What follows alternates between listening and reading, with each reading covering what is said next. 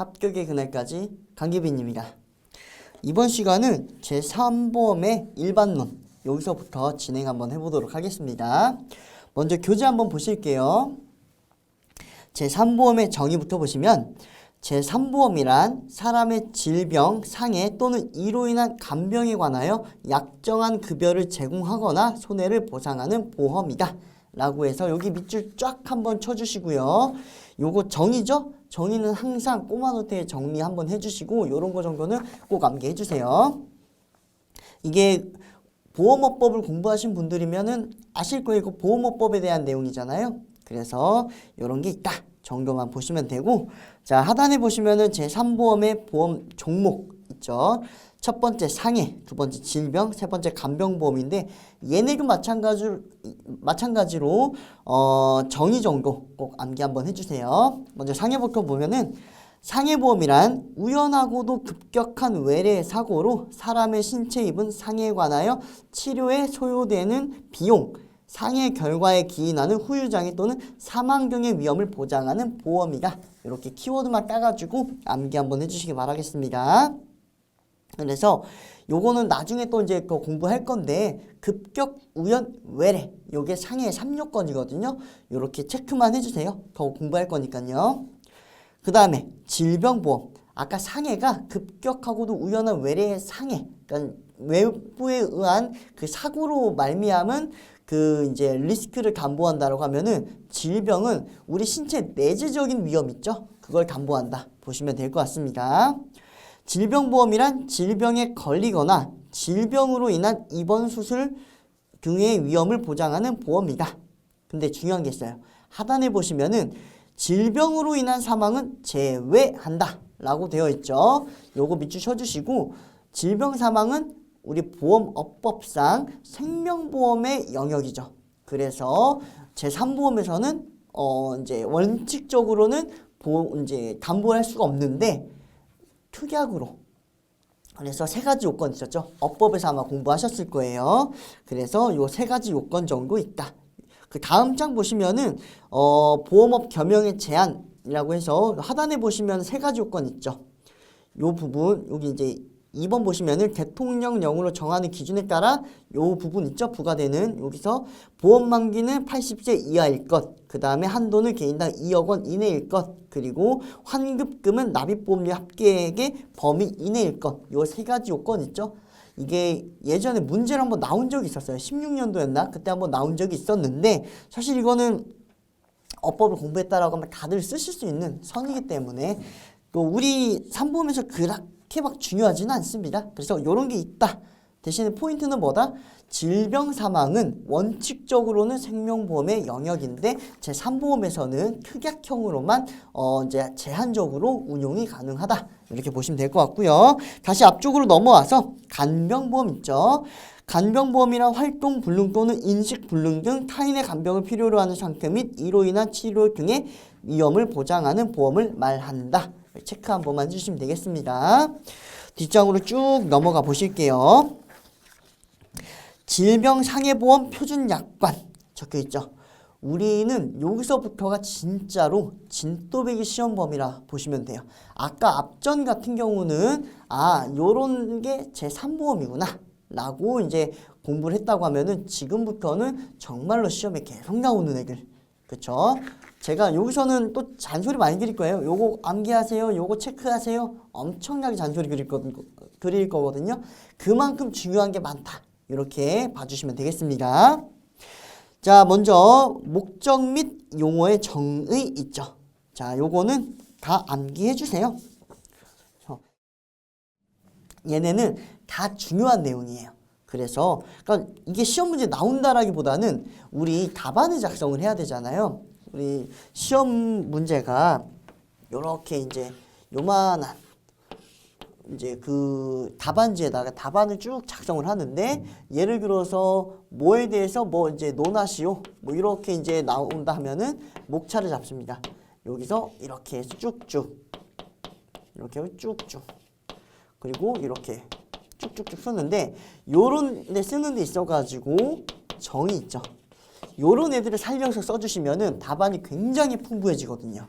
그래서 정의 정도는 꼭 암기를 해주시기 바라겠습니다. 저를 한 번씩 볼게요. 첫 번째, 계약자. 저 회사와 계약을 체결하고 여기 포인트는 뭐예요? 보험료 납입 의무자. 얘가 키포인트입니다. 그 다음 보험 수익자 보시면은 보험금 지급 사유가 발생할 때 회사에 보험금을 청구하여 받을 수 있는 사람. 그렇죠. 보험금 청구권자. 이렇게 체크하시면 되겠습니다. 그 다음에 보험증권 이런 내용 쭉 있고 피보험자는 보험사고의 대상이 되는 사람. 그래서 우리 이제 보험 계약자 측에서는 세 사람이 등장할 거예요. 보험 계약자, 보험 수익자, 마지막 피보험자. 요 세 사람이 권리 의무 관계의 주체다. 특히나 가장 중요한 건 누구다? 보험 계약자다. 체크 한번 해주시기 바라겠습니다. 자, 그 다음에 지급 사유 관련 용어 있죠? 상해. 요것도 암기 꼭 해주세요. 정말 중요합니다. 보험기간 중에 발생한 급격하고도 우연한 외래의 사고. 여기 밑줄 쳐주시고요. 첫 번째 키포인트예요. 그 다음에 신체에 입은 상해를 말한다. 있죠. 여기서 중요한 키포인트 뭐다? 신체. 요 신체의 정의가 나옵니다. 여기에서 의족, 의수, 의완, 의치 등 신체 보조장구는 제외된다. 그러니까 예를 들어 가지고 막 틀니 같은 게 껴요. 얘가 파절됐어요. 얘는 신체가 아니기 때문에 치아 파절로 보지 않습니다. 그런데 인공장기나 부분 의치 등 신체에 이식되어서 그 기능을 대신하는 경우. 예를 들어 가지고 인공폐. 근데 얘 손상이 입어요. 이런 애들은 또 이제 보상을 해준다. 이해가 되셨죠? 이렇게 체크해 주시고요. 하단에 보시면 장애분류표에서 정한 기준에 따른 장애 상태를 말한다. 이게 장애예요. 이것도 마찬가지로 이후에 차후에 후유장애 파트에서 다시 한 번 더 자세하게 배우도록 하겠습니다. 자, 그 다음 장 넘어가셔서 중요한 사항. 요것도 꼭 암기해 주세요. 알릴 의무나 아니면 설명 의무 관련할 게 항상 나오는 애예요. 특히 알릴 의무에서 많이 나오는 거예요. 보실게요. 계약 전 알릴 의무와 관련하여 회사가 그 사실을 알았다면 계약의 청약을 거절하거나 보험 가입 금액 한도 제한, 일부 보장 제한, 보험금 삭감, 보험료 할증 등과 같이 조건부로 승낙하는 등. 자, 여기서부터 이제 밑줄. 계약 승낙에 영향을 미칠 수 있는 사항을 말한다. 이게 중요한 사항인 거예요. 그러니까 이런 내용을 알았다고 하면은 보험회사에서 인수를 거절하거나 아니면은 동일한 조건으로는 인수하지 않았으리라고 생각되어지는 그런 사항이다. 이렇게 체크해 주시기 바라겠습니다. 얘는 꼭 암기해 주세요. 얘는 판례에서 나온 이제 문구를 그대로 이제 옮겨 놓은 거거든요. 근데 그만큼 중요한 거예요. 꼭 체크해 주시고요. 그 다음에 이제 하단에 뭐 지급금과 이자율 관련 용어, 그 다음에 기간과 날짜 관련 용어, 요것도 가볍게 보시면 되겠습니다. 자, 그 다음 장 한번 넘어가 보실게요. 보험금의 지급 있죠. 자, 여기서부터 슬슬 또 중요한 게 또 나오기 시작합니다. 보험금의 종류 및 지급 사유 보실게요. 사망보험금부터 보시면은 보험기간 중에 상해의 직접 결과로서 사망한 경우 이때 사망보험금이 지급된다 라고 되어 있는데 괄호에 뭐가 되어 있죠? 질병으로 인한 사망은 제외한다. 요것도 체크. 아까 질병 사망은 어디서 담보한다 했죠? 생명보험. 그렇죠. 그리고 요 생명보험 말고 재산보험에서 담보하는 경우는 어떻게 된다? 제한적으로, 특약형으로. 주계약에서 담보 못하고 특약으로 보장한다. 이해가 되셨죠? 그 세 가지 요건 16년도였나? 그때 시험 문제 한번 나왔던 거 기억하시죠? 그 정도 있다. 봐주시면 되고. 자, 하단에 후유장애 보험금 있죠? 보험기간 중 진단 확정된 질병 또는 상해로 장애분류표에서 정한 각 장애 지급률에 해당하는 장애 상태가 되었을 때 해당 장애 지급률을 보험 가입금액에 곱하여 산출한 금액을 후유장애 보험금으로 지급한다 라는 내용이죠. 이게 진단 확정된 질병이나 상해, 얘는 뭐예요? 후유장애의 원인인 거예요. 그래서 예를 들어 가지고 후유장애가 후유장애가 예를 들어서 암 때문에 왔어요. 그러면은 얘는 질병 때문에 온 거죠. 질병으로 말미암아서 후유장애 상태가 놓인 거잖아요. 이것도 나중에 후유장애 공부하면서 다시 한 번 더 언급을 드릴 건데 얘는 후유장애의 원인, 얘는 결과가 된 거죠. 그래서 담보는 어떻게 만들어지냐? 질병, 후유장애라는 담보가 있는 거예요. 여기에서 1억이 가입금액으로 있다. 근데 암 때문에 후유장애 상태가 예를 들어서 30%가 남았다 하면은 1억에다가 30% 곱해서 3천만 원 이렇게 보험금이 지급된다. 이렇게 계산하는 겁니다. 그러면은 선생님 생각보다 시험 문제가 간단한데요? 그렇죠. 간단하죠. 어렵지 않다니까요.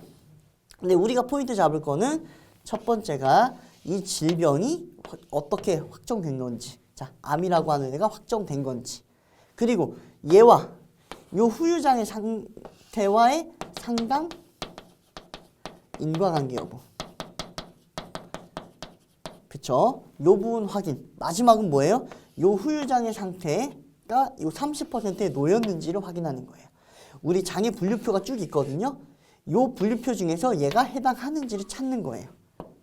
그래서 요렇게 산정된다. 첫 번째, 두 번째, 세 번째. 그리고 마지막 요 곱해서 이렇게 계산한다. 요거를 얼마나 논리적으로 잘 파악하느냐가 우리 시험의 관건이다. 이렇게 체크하시면 되겠습니다. 자, 하단에 보시면은 이제 입원보험금, 간병보험금 있죠. 요런 부분도 한번 읽어보세요. 그렇게 보시고, 자, 그 다음에 아까 보험금을 지급하는 사유를 공부했다고 하면은 이제는 보험금을 지급하지 않는 사유, 다른 말로 면책 사유라고 하죠. 체크 한번 해주시고요. 요 면책 사유는 이제 먼저 고의가 있을 거고요. 그 다음에 쭉 내려오면은 이제 임신, 출산, 산후기, 그리고 전쟁, 그 다음 무력행사, 혁명, 내란, 사변, 폭동. 그 다음 장 가시면은 또 행위 면책 사유가 또 등장을 합니다. 전문 등반, 그다음 모터보트, 선박 탑승 요런 애들이 있다. 정도 봐주시면 되고, 요거 그냥 제가 좀 읽고 넘어가기에는 중요한 내용이에요. 그래서 저랑 조금 체크 한 번 더 하면서 들어갈게요. 다시 앞장으로 오셔가지고 요 고의는 피보험자, 수익자, 계약자의 고의로 나누어진다. 체크 한번 해주세요. 얘가 또 중요한 부분이 있어요. 요 고의. 요 고의는 첫 번째가 정의부터 먼저 아셔야 돼요. 고의는 어떠한 사실이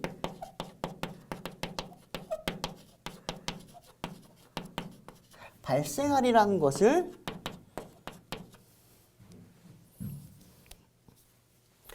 자, 알면서도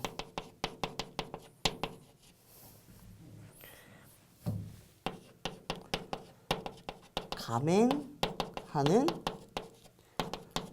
심리 상태이다. 근데 여기에는 뭘 포함한다고요? 미필적 고의도 포함한다. 요렇게 암기해 주시기 바라겠습니다. 꼬마 노트 꼭 정리해 주시고요. 그러면은 우리는 이제 이 고의가 계약자, 피보험자, 수익자 요 고의가 어떻게 또 나누어지는지 이 부분 좀 공부해 볼게요. 요 고의는 세 가지로 나누어지는데 계약자의 고의, 피보험자의 고의, 그 다음에 보험 수익자의 고의가 있다. 보시면 되고요. 계약자의 고의부터 볼게요. 당연히 보험금 안 주는 거는 당연한 거죠. 왜 고의사고는 첫 번째가 공서양속에 위배되는 사안이죠. 그렇죠. 해치는 거잖아요. 보험의 건전성도 해치고. 또 두 번째, 보험은 항상 우연성을 전제로 하잖아요. 우연한 사고를 보상하는 거잖아요. 모든 내용을 다 알고 있으면은 안 되잖아요. 그러면 사실 돈 놓고 돈 먹기가 되잖아요. 그래서 보험이라고 하는 건 우연성이 전제가 돼야 되는데 이것이 다 깨진다. 그래서 고의사고는 면책이다 라고 하는데 당연히 면책인 거예요. 그런데 한 단계씩 더 나아갈게요. 우리는 요 나중에 좀 더 배우겠지만 미리 한 번 더 공부할 거예요. 요 계약자, 피보험자, 수익자의 고의는 보험 약관상 중대 사유에 해당합니다. 그래서 중대사유에 해당하기 때문에 보험약관상 중대사유로 인한 계약 해지가 됩니다. 그러면은 계약 해지가 되면은 요 해지는 어떤 효과가 있냐면 장래 효과가 있는 거예요. 해지한 순간부터 장래를 향해서 계약 효력이 날아가는 거예요. 이해가 되셨죠? 계약을 날려버리고 해지 환급금이 있다고 하면은 해지 환급금을 계약자한테 지급합니다. 자, 여기까지는 나와 주셔야 돼요. 이해가 되셨죠? 자, 두 번째 피보험자. 얘 고의를 한번 가볼게요. 당연히 권한 주는 거 맞아요. 얘도 마찬가지로 중대사유에 해당되는 거 맞아요. 그런데 우린 다른 걸 한번 볼게요. 피보험자가 고의로 자신을 해쳤어요. 우리 이거를 자살이라고 하죠. 자, 요 자살에 대해서 두 가지로 볼게요. 그래서 첫 번째는 보험금이 지급되는 사유가 있어요. 두 번째는 보험금이 지급 안 되는 사유가 있어요. 먼저 지급되는 사유를 두 가지로 또 나눠 볼게요. 이게 제3보험이 있고 두 번째는 생명보험이 있습니다.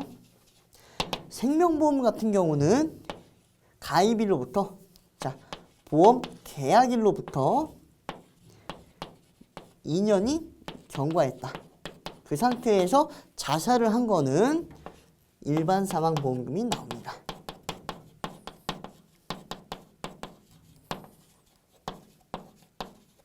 이렇게 된다. 보시면 되고요. 제3보험으로 가볼게요. 제3보험에서는 이 피보험자가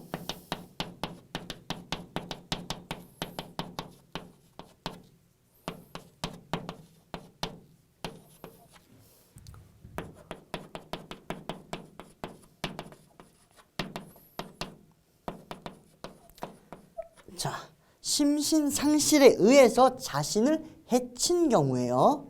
자, 요 경우 우리 뭐라고 하죠? 자사라고 합니다. 무슨 말씀인지 아시겠죠? 자살과 다른 거예요. 그래서 자사입니다. 요 경우에는 보험금이 지급이 된다. 사망보험금이. 자, 이렇게 보험금이 안 되는 경우, 자살하거나 이제 고의로 자신을 해쳤다 하면은 보험금이 지급이 안 되는데, 자, 요 경우는 어떻게 되냐? 자, 예를 들어서 나머지 사망 외 담보가 있는 경우. 예를 들어서 뭐가 있을까요? 장애도 있을 거고, 후유장애 담보가 있을 거고, 또 뭐 암진단금도 있을 거고, 뭐 수술보험금, 우리 실비라고 하죠? 실손의료비보험. 뭐 이런 애들 있죠. 자, 얘네들 보험금 나올 수 있을까요? 없을까요? 없겠죠. 왜? 피보험자가 없잖아요. 즉 피보험자가 없기 때문에 얘네는 더 이상 보험사고가 발생할 수 없죠. 그래서 계약이 소멸됩니다. 그러면 얘네들을 보상하기 위해서 적립을 해놓는 애 있죠. 이거를 책임준비금이라고 합니다. 그래서 적립했던 책임준비금을 지급합니다. 자, 여기까지 나와주셔야 돼요. 하나 더 갈게요. 자, 보험수익자. 얘도 당연히 면책인 거예요. 그런데 수익자가 다수가 있는 거예요. 여러 명의 수익자가 있는 경우에는 고의가 없는 선의의 수익자, 선의의 수익자 청구권은 인정입니다. 자, 여기까지 나와 주셔야 됩니다. 그래서 이렇게 정리해 두시면 되겠습니다. 요것도 한 가지만 더 나갈게요. 제가 우리 수험생 여러분들이 이렇게 좀 끔찍히 생각을 해서 한 가지 더 또 알려드리고 싶은 게 있어요. 뭐냐? 자, 예를 들어서 두 가지가 있어요. 자, 선의의 수익자의 청구권 인정한다고 말씀드렸죠. 그러면은 예를 들어서 A, B, C가 있어요. 그래서 보험금이 나올 게 3천만 원이 있는데 A가 잘못이 있어요. 이 A의 고의에 따라서 이제 보험사고 발생한 거예요. 그러면은 요게 둘로 나누어져요. 첫 번째, 두 번째. 첫 번째는 우리가 이제 상속이 있어요. 민법상 상속이 있고, 두 번째는 우리 보험금 청구 관련된 게 있는 거예요. 자, 민법상 상속에 따르면은 자, A의 청구권은 없어지는 거예요. 고의가 있기 때문에. 그러면 요 3천만 원을 B와 C가 1,500, 1,500씩 나눠 가져요. 이해가 되셨죠? 요게 상속에 따른 거고요. 두 번째, 우리 보험에 따르면은 어떻게 계산을 하냐면요. A, B, C. 요 보험금은 보험 수익자의 고유 재산이라고 하는 것이 이제 통설이거든요. 얘 고유 재산인 거예요. 그러면은 얘를 1,000만 원 먼저 줘요. 그 상태에서 날립니다. 그럼 어떻게? 1,000만 원은 면책. 이해가 되시죠? 왜? 고유 재산이기 때문에. 그래서 보험금은 상속재산이 이런 개념이 아니고 무조건 수익자의 고유 재산인 거예요. 그래서 얘 같은 경우는 고의 있는 수익자는 어떻게든 면책이 되는 거예요. 이해가 되셨죠? 그래서 계산을 할 때 1,500 이렇게 계산하시면 안 되고 1,000 이렇게 계산하는 게 맞는 거예요. 무슨 말씀인지 아시겠죠? 요거까지 꼭 체크 한번 해두시기 바라겠습니다.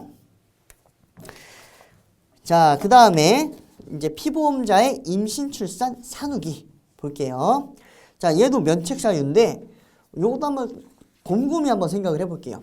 임신, 출산, 산후기. 첫 번째, 물론 이제 임신, 저는 뭐 예상치 못하게 임신을 했어요. 뭐 이렇게 뭐 사고였어요. 뭐 이런 뭐 경우도 있겠지만, 자, 대부분의 경우에는 임신은 뭐 질병도 아니고 상해도 아니죠. 축복이죠. 두 번째, 임신이 뭐 이제 저 불현도 이렇게 들어왔어요. 저 예상도 못했어요. 당연히 예상이 못했겠지만 대부분이 어느 정도 부부관계에서 계획하에 이렇게 이제 아이를 갖는 경우도 많잖아요. 그렇기 때문에 우연성이 배제가 된다. 그리고 얘는 질병이나 상해도 아니다. 그렇죠? 이러기 때문에 얘는 면책이 되는 거예요. 이해가 되셨죠? 그런데 단서를 보시면은 회사가 보장하는 보험금 지급 사유 요 경우에는 보상을 한다 했죠. 첫 번째. 얘는 뭐냐면요. 예를 들어 가지고 임산부가 배가 이렇게 불러 있는데 이제 택시를 타고 가다가 교통사고가 딱 난 거예요. 그러면은 요 임신, 출산, 산후기 관련한 거 말고 교통사고에 대한 부분 있죠. 이런 거는 보상한다는 거예요. 이해가 되셨죠? 자, 두 번째는 보장 개시일로부터 2년이 지난 다음에 습관성 유산, 불임, 인공수정에 관련 합병증으로 인한 경우는 지급한다. 이 단서 조항이 두 가지가 있는 거거든요. 그래서 요것도 꼭 체크 한번 해주시기 바라겠습니다. 자, 하단에 전쟁, 외국의 무력 행사, 혁명, 내란, 사병, 폭동. 얘도 면책인데 워낙 거대 위험이죠. 얘 한번 터졌다 하면은 진짜 보험회사 파산할 수도 있거든요. 예를 들어 가지고 얘를 이제 면책 사유가 없는 상황에서 물론 그런 일이 있으면 안 되겠지만 다시 이제 뭐 한국 전쟁이 다시 한 번 더 발발했다 칠게요. 아니면은 다른 나라랑 우리나라랑 그 전쟁을 했어요. 그러면은 이거를 담보하는 상황에서 그 전쟁에 참여를 해버리면은 리스크가 굉장히 커지겠죠. 보험회사 그냥 줄도산해 버립니다. 이해가 되셨죠? 그래서 너무 크나큰 거대 위험이기 때문에 얘는 면책으로 한다. 체크해 주시고요. 자, 그 다음 장 넘어가 보실게요. 자, 여기 이제 상대적 면책 사유라고 적혀 있죠. 그 다른 말은 행위 면책 사유라고도 합니다. 왜 상대적 면책 사유냐면요. 여기 하단에 보시면 다른 약정이 없으면 적혀 있죠, 단서가. 그러면 반대로 다른 약정이 있으면 즉 특약으로 담보할 수 있다라는 거죠. 보험회사랑 계약자 사이에 별도의 계약이 있다고 하면 특약이 있다고 하면은 얘네 보상한다는 거예요. 이해가 되셨죠? 그래서 상대적 면책 사유예요. 그런데 고의는 어떠한 경우에도 보상하지 않아요. 그래서 절대적 면책 사유고요. 이해가 되셨죠? 그렇게 체크해 주시고요. 자, 다시 돌아와서 다른 약정이 없으면 피보험자가 직업직무 동호회 활동 목적으로 아래에 열거된 행위로 상해 관련 보험금 지급자가 발생했을 때는 해당 보험금을 지급하지 않겠다라고 되어 있죠. 그래서 이런 부분도 꼭 암기는 해주셔야 됩니다. 그래서 전문 등반 등등 있고 그 다음에 모터보트 이런 내용 있고 근데 모터보트 요 부분 시운전 관련해서는 공용도로상의 시운전을 꼭 보상한다는 게 체크해야 될 포인트예요. 예를 들어 가지고 이제 후유장애 문제가 이렇게 나왔어요. 시운전을 했는데 공용도로에서 시운전을 했다. 이거 면책하시면 안 되거든요. 그래서 이런 부분 꼭 체크해 주셔야 돼요. 시운전 면책. 이렇게 바로 들어가는데 공용도로 이런 단서가 들어오면은 꼭 체크해 주셔야 된다. 이렇게 보시면 되고, 자, 하단에 선박에 탑승하는 것을 직무로 하는 사람이 직무상 선박 탑승하고 있는 동안. 자, 여기서 포인트는 뭐예요? 직무상 선박 탑승인 거예요. 그냥 선박 탑승이 아니에요. 그러니까 무슨 말이냐면요. 제 직업이 항해사예요. 혹은 선장이에요. 그런데 가족들이랑 유람선 탈 수 있잖아요. 한강 가서. 그런 것까지 면책을 하지 않는다는 거예요. 이해가 되셨죠? 제가 제 일을 하는 동안, 제가 바다에서 항해사로 일하는 동안 사고가 났다. 그건 면책인데 그게 아니고 직업만 항해사인 뿐인 거고, 가족들이랑 유람선 타면서 여행을 했다. 아니면 크루즈, 배 큰 거 타면서 여행을 했다. 이때 난 사고까지 면책하지 않는다. 이게 체크 포인트입니다. 꼭 이제 주의해 주셔야 되고요. 자, 하단에 보시면은 보험금 지급 사유의 통지 있죠. 요거 하나씩 볼게요. 자, 지급 사유 발생 통지부터 보시면은 계약자, 피보험자, 수익자는 보험금 지급 사유의 발생 안 때는 지체 없이 통지해야 된다라는 부분인 거고요. 자, 지급 사유에 대해서 합의하지 못하는 경우를 쭉 이렇게 나열하고 있어요. 자, 제3자의 의견에 따르는 경우. 얘는 뭐냐면요. 예를 들어서 이제 보험 수익자 측에서는 보험금 줘라 라고 해서 입증 근거를 쭉 제시했어요. 근데 보험회사 측에서는 이거는 보험금 지급 사유가 아닙니다 라고 해서 반대 증거가 나와요. 첨예하게 대립을 하죠. 요럴 때 있어서는 자, 우리 객관적으로 우리 제3자한테 물어보자 하는 거예요. 그래서 보통 의학적인 경우가 많겠죠. 왜냐하면 제3보험 자체가 상해 질병 간병이기 때문에. 그래서 요 의학적인 부분을 관련해가지고 우리 제3자, 즉 의사한테 물어보자 라고 해가지고 있는 게 평가 감정 조항, 즉 의료자문 조항이라고 하고요. 요 부분 관련해서 의료자문에 요 평가 감정하는 그 이제 과정에서 소요되는 비용이 있다라고 하면은 이거는 다 누구? 보험회사에서 부담한다. 그래서 여기까지 체크 한번 해주시면 되고요. 자, 그 다음에 이제 확정된 장애에 대한 가지급 보험금, 그 다음에 추가적인 조사가 이루어지는 경우와 가지급 보험금 이런 내용 있죠. 그래서 다툼이 있으면은 이제 보험금을 청구해 놓은 상태에서 다툼 때문에 딜레이가 되면은 요것 때문에 융통을 해야 되는 또 돈이 있는 경우 수익자 입장에서 난감할 수 있잖아요. 그럴 때를 대비해 가지고 가지급 보험금을 또 청구할 수 있다. 근데 여기서 포인트는 뭐다? 보험회사가 추정하는 보험금의 50%인 거예요. 그러니까 예를 들어 가지고 보험회사랑 이제 보험 수익자 측에서 다툼이 있는 금액이 예를 들어서 자, 수익자가 3천만 원을 청구했어요. 근데 보험회사에서는 1,000만 원밖에 못 주겠대요. 그러면은 가지급금은 어떻게 되냐면요. 요 3천만 원 청구한 거의 50%인 1,500만 원. 얘가 아니고요. 보험회사가 추정하는 보험금의 50%인 500만 원이 가지급금이 되는 거예요. 이해가 되셨죠? 요것도 만약에 시험 문제로 나오게 되면 이런 게 함정으로 나올 수 있으니까 꼭 체크해 주시기 바라겠습니다. 자, 그 다음 장 한번 넘어가 보실게요. 보험금 청구 서류 있죠. 그래서 청구 서류 보면은 이런 게 시험 문제 하나씩 나오기 좋은 거예요. 약술 문제 간단한 걸로. 하나, 둘, 셋, 네 개 있죠. 그래서 각 1점씩 주면은 4점짜리 문제로 나오기 좋죠. 그래서 제가 생각보다 이게 보험회사에서 이제 근무했을 때도 그렇고 나와서도 그렇고 이 청구 서류를 생각보다 많이 누락하는 경우도 많아요. 그래서 이제 이런 문제도 한 번씩 나옴직해요. 그래가지고 어려운 것도 아니니까. 그쵸? 보면은 청구할 때 4가지 서류가 필요하다. 그래서 청구서, 그 다음 사고 증명서 당연하죠. 그리고 신분증 요게 이제 필요하고요. 그 다음에 이제 기타 보험 수익자가 보험금 수령에 필요하여 제출하는 서류. 대표적으로 뭐 위임장 아니면 통장 사본 요런 게 되겠죠. 요렇게 4가지가 있다.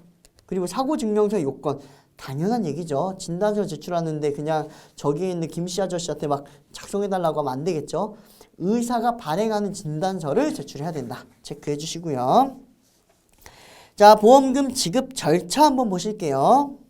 그래서 요거는 재산보험이죠. 질병상해보험 표준약관에서 정하는 보험금 지급 절차 보시면은 첫 번째 청구 서류가 접수되고 나면은 접수증을 주고 휴대전화, 문자 메시지 또는 전자우편 등으로 요거를 접수되었습니다 하는 접수증, 접수 안내 메시지를 꼭 송부합니다. 그리고 서류 접수한 날로부터 3영업일 이내에 보험금을 지급한다. 요것도 체크 포인트. 영업일을 또 모르시는 분들 계세요. 자, 영업일은 말 그대로 워킹데이예요. 일하는 날이에요. 보험회사가. 그래서 영업일은 말 그대로 보험회사가 일을 하는 날이다 라고 해서 월요일부터 뭐 금요일까지 일을 칭하고 토요일, 일요일, 그 다음에 법정 공휴일, 여기 하나 더 근로자의 날, 얘를 제외한다 라고 하는 거예요. 얘는 영업일에 안 들어가는 겁니다. 예를 들어서 금, 그 다음에 토, 일, 그 다음에 월, 화, 뭐 수 이렇게 있다고 할게요. 자, 제가 목요일부터 요때 보험금을 접수했어요. 접수. 그러면은 그리고 요 화요일이 근로자의 날이라고 할게요. 그러면은 하루, 그 다음에 얘는 카운팅 안 하죠. 그 다음에 하루, 그 다음에 하루. 수요일까지는 지급한다. 이게 3영업일이에요. 선생님, 저거 접수일은 왜 빼요? 자, 얘를 초일 불산입이라고 하는 거예요.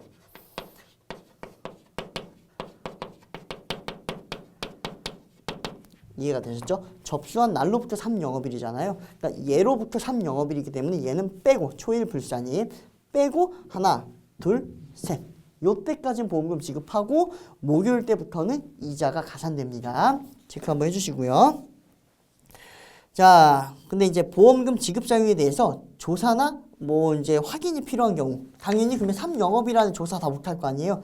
늘어납니다. 시간 늘어나요. 그러면은 요 이제 세 가지가 이제 추가적으로 발송이 돼요. 첫 번째는 조사나 확인이 필요한 구체적인 사유. 두 번째는 지급 예정일. 마지막 보험금 가지급 제도. 요 세 가지를 추가적으로 발송을 합니다. 그리고 어떠한 경우라도 30영업일 안에는 모든 게 결정이 나야 돼요. 그런데 이 30영업일을 초과할 수 있는 애가 6가지가 있어요. 요거 체크하고 암기 한번 해주세요. 소송이 제기된 경우. 우리 민사소송 한번 제기되면은 1심 나오는데 1년에서 빠르면 1년에서 늦으면 2년까지고 하잖아요. 이거 30영업일 안에 절대 안 끝나겠죠. 자, 두 번째 분쟁조정 신청. 세 번째 수사기관의 조사. 당연히 수사기관에서 조사 끝나야지 얘가 이제 우리 보험회사에서 또 조사할 거 아니에요. 그래서 보시면 되고. 자, 그 다음에 해외에서 발생한 보험사고. 얘도 마찬가지로 비행시간 막 다 맞춰야 되지. 그 다음에 통역관 구해야 되지. 여러 가지가 재반 조사할 사항이 많죠. 준비할 사항이 많잖아요. 이거 준비하는 데만 30영업일이 다 넘어가겠죠. 보험회사 내부적으로 저 외국 나갔다 오겠습니다. 결제 올라가고. 그쵸? 시간 엄청 오래 걸리겠죠? 그래서 요런 경우. 그 다음에 당연히 계약자, 피보험자, 수익자 측에서 협조 자체를 거부해버리는 경우.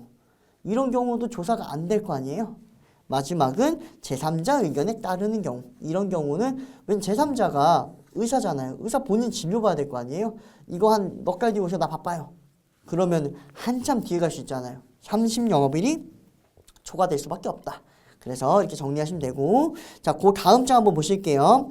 얘는 생명보험이에요. 생명보험 표준약관. 아까는 제3보험 표준약관.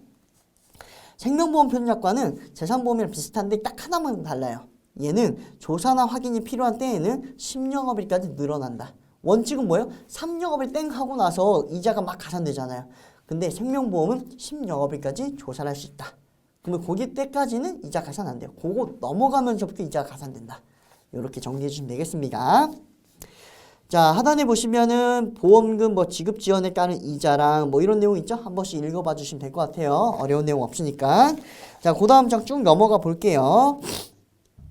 뭐 이제 주소 변경의 통지 뭐 이런 내용 있죠? 이거 어려운 내용 없으니까 가볍게 읽어봐 주시고 그 다음 장 넘어가서 보험 수익자 및 대표자의 지정 있죠? 요거 되게 중요합니다.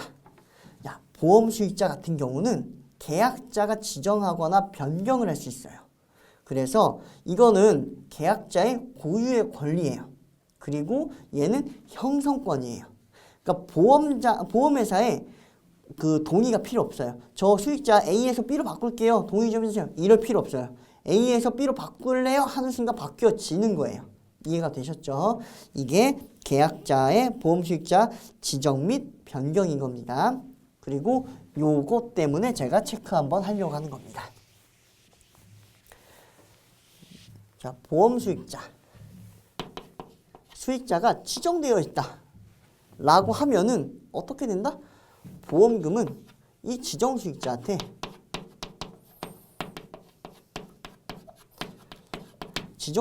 보험금 지급하면 돼요. 그런데 우리가 공부할 때는 뭐예요? 수익자 지정이 안 된 거로 공부하려고 하는 거예요. 수익자 지정이 안 됐다. 그러면은 총 3가지로 나누어집니다. 첫 번째, 환급금. 이 환급금 같은 경우는 누가 수익자가 되냐? 계약자가 수익자가 됩니다. 자, 두 번째, 사망보험금.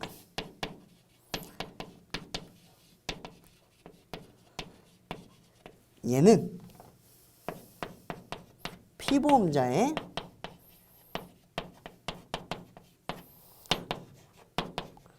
법정 상속인입니다. 얘가 보험 수익자가 되는 거예요. 마지막, 그냥 사망 외 보험금. 예를 들어서 뭐 장애가 될 수도 있고 실손이 될 수도 있고 그렇죠. 얘는 수익자 지정이 없는 경우 피보험자가 수익자가 됩니다. 이해가 되셨죠? 요거 체크 꼭 해주시기 바라겠습니다. 그리고 요 수익자, 요거는 자, 계약자가 수익자를 지정하거나 변경할 수 있죠. 근데 이 변경권, 지정권 같은 경우는 첫 번째가 형성권이라. 그래서 이 형성권이기 때문에 보험회사의 동의가 필요 없다. 이게 포인트예요. 그냥 지정하거나 변경하면 그 즉시 효과가 발생하는 거예요. 그런데 보험회사한테 안 알려요. 알려주는 줘야죠. 근데 안 알려줘요. 그랬을 때 선의의 보험회사에 대해서 대항할 수는 없습니다. 자, 이게 무슨 말이냐면요. 예를 들어서 A가 수익자였는데 얘를 계약자가 B로 바꿨어요.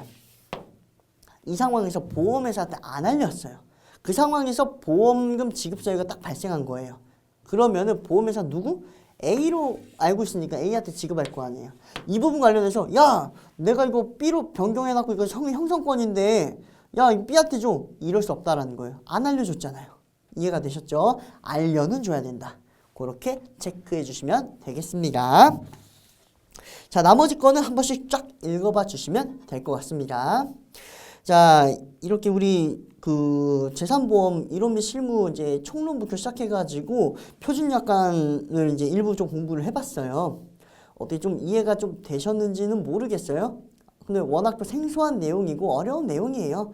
그래도 겁먹지 말고 제가 지금부터 잔소리 또 들어갑니다. 어떤 잔소리냐? 저는 항상 말씀드립니다. 예습보다는 복습을 꼭 해달라고 항상 강조드리거든요.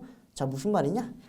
요거 지금까지 공부했던 거 복습 꼭 철저히 해달라는 말씀입니다.